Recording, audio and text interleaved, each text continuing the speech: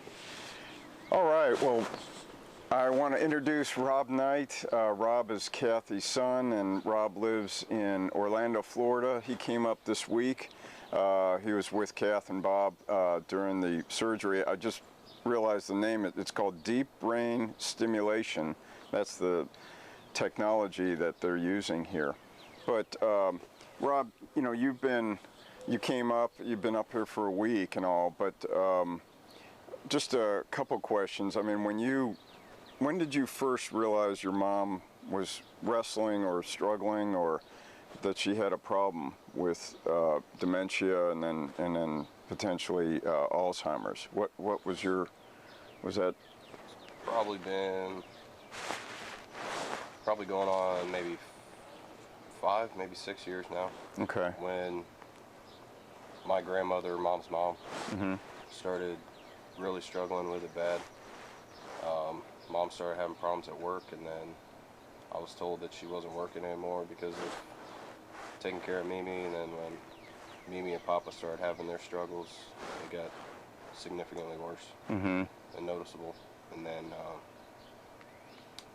just before the passing of Papa was when it really started kicking in. Probably some of the stress and the depression and everything else that she experienced probably. Yeah, and we've kind of seen that. You know, I've seen that in my mom and Mimi, and you see it in other people like Cathie, is when there's stress, particularly in Cathie's situation, she was the head of an IV hospital.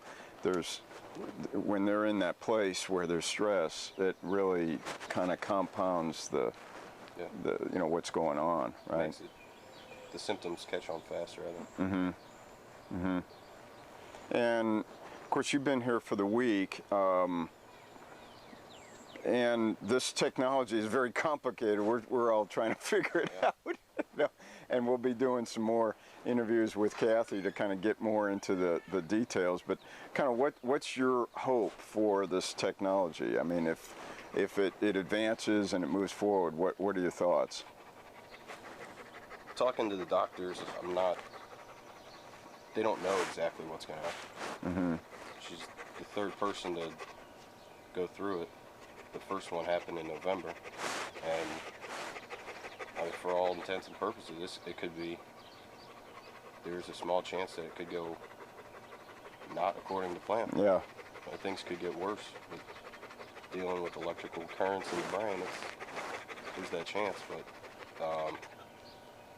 they've noticed in the first one that there's more focus, ability to be able to maintain on short-term tasks, and to be able to take care of, you know, easier, maybe chores would be easier to take care of, be able to focus on things, and that, as easy as those sound, it would be a huge step. Just small steps like that, just day to day, you know, the ability to kind of get through and analyze things herself, and putting the water glass down, remember where the water glass was. Yep. Being able to focus in on one thing at a time would be huge. Yep. And that's kind of what they're looking at. Yep. And we just found out, at least I did this morning, that it's basically a 2-year program from pretty much starting this past week for several years.